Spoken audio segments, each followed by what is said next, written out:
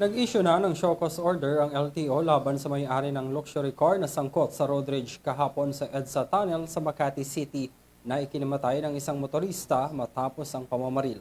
Ang suspect sa pamamaril na aresto na ng Philippine National Police. Narito ang aking report.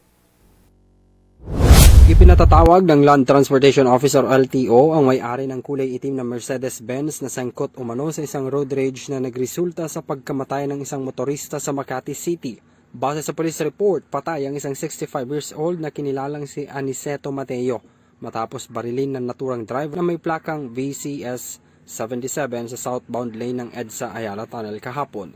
Sa pahayag naman ng LTO, sinabi naman ni LTO Chief Assistant Secretary Vigor Mendoza na patuloy silang nakikipag-ugnayan sa Philippine National Police na humingi na rin ng tulong sa kanila para sa pagkakakilanlan ng registered owner.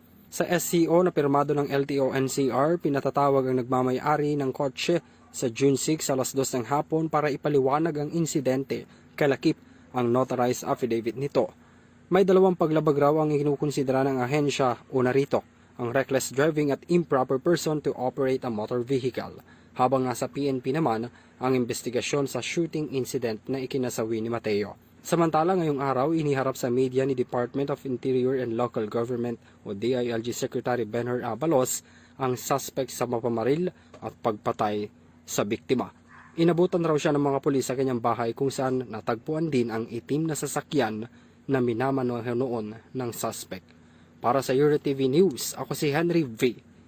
Nicolas, sumasaludo sa bawat Pilipino.